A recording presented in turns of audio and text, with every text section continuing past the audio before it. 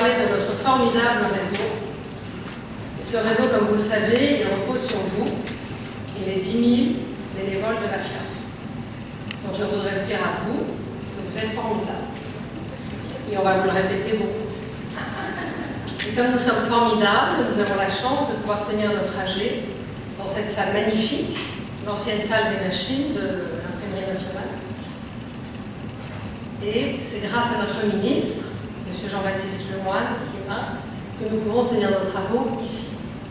Je pense que dans ce cadre, nous allons travailler encore mieux. Je lui laisse la parole et après, on ira faire une photo de groupe sur les marches. Donc gardez bien vos badges autour du cou pour sortir et rentrer.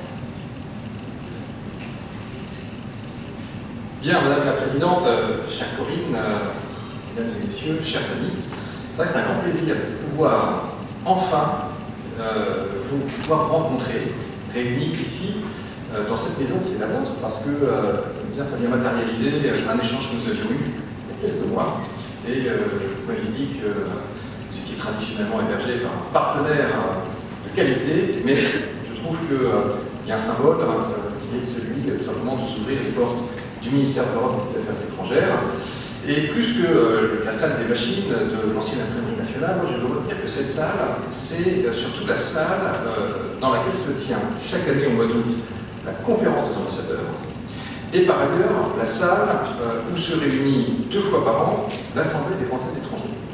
Et donc je trouve que vous êtes tout à fait à votre place parce que des ambassadeurs et des ambassadrices, vous en êtes, en quelque sorte, et par ailleurs, eh bien, les problématiques des Français établis hors de France vous sont totalement familières, puisque vous êtes et les unes et les autres et les uns, et bien voilà, répartis sur les 5 continents.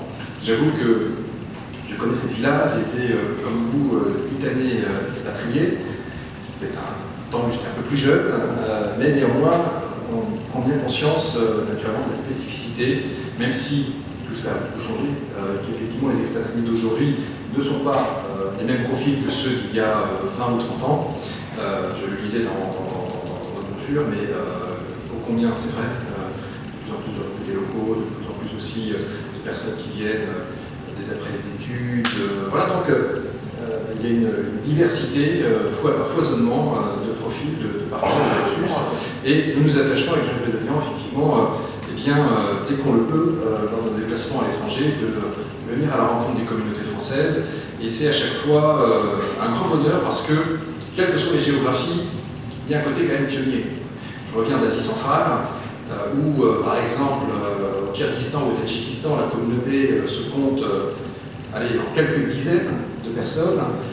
Autant vous dire que la solidarité doit être maximale, et surtout, eh bien, c'est grâce à cette communauté, naturellement, que nos 3 couleurs, au-delà de l'appareil diplomatique ou consulaire français, rayonnent.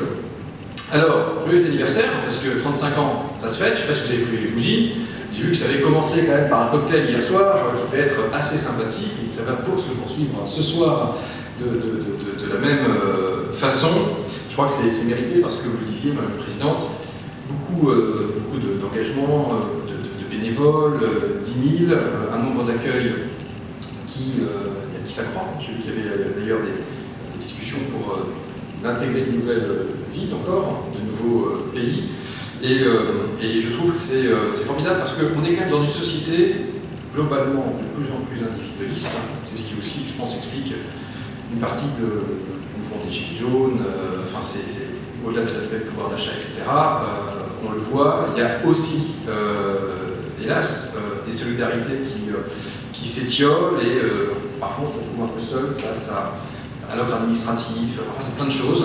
Et le fait, du coup, je crois, de réhabiliter l'engagement associatif, de réhabiliter une forme de don de soi, est tout à fait nécessaire, et vous l'exercez au quotidien, parce que je sais toute la palette d'activités qui peuvent être proposées par les accueils. Il n'y en a pas un qui ressemble à l'autre, naturellement, mais je l'ai remarqué d'ailleurs avec un esprit très, très généreux lorsque vous organisez des événements, par exemple dans le cadre du Téléthon, mais pas que. Et je dois dire que c'est très précieux pour toutes les communautés. C'est vrai que vivre à l'étranger, c'est toujours, parfois pour des personnes qui ne l'ont jamais fait, un grand saut dans l'inconnu. et que bien, vous êtes là pour pouvoir, voilà, encore une fois, faciliter l'intégration, aider dans des contrées qui, même si elles sont proches de nous, ont naturellement beaucoup de différences en termes de fonctionnement.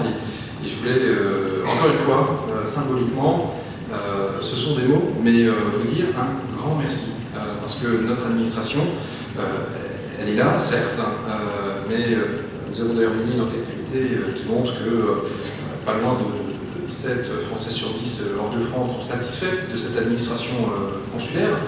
Néanmoins, c'est bien qu'on a une marge de progrès. Il y en a 30% pour lesquels voilà, il faut qu'on s'améliore, donc on va le faire.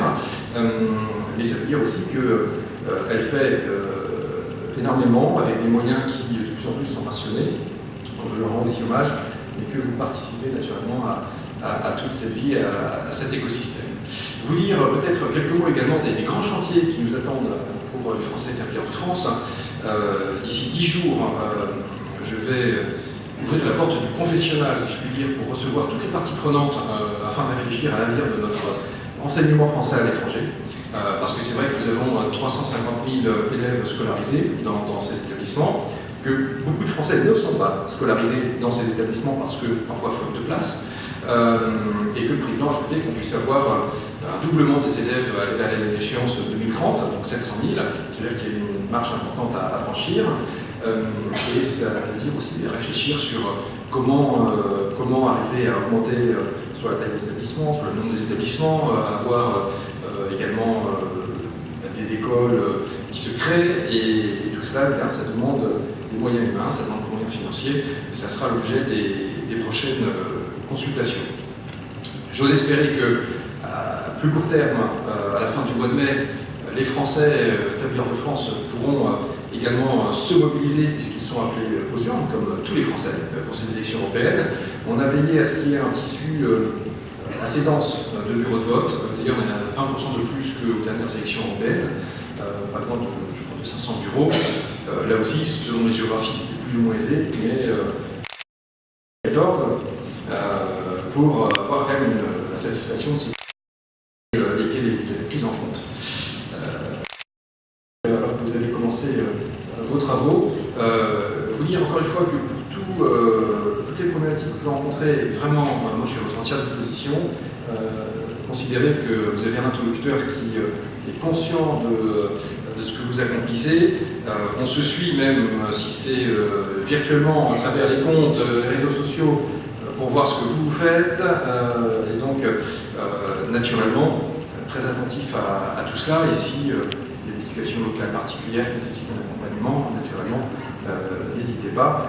Donc voilà, c'est un mot de bienvenue, un mot de remerciement, et vous dire que je souhaite plein de bonnes choses pour les 15 prochaines années, qui vont nous conduire au cinquantenaire, et je vous donne rendez-vous dans 15 ans, que Dieu nous prête vie, on sera tous dans des fonctions différentes, mais en tous les cas, c'est vous dire que l'attachement à l'étranger est également le mien. Je vous remercie.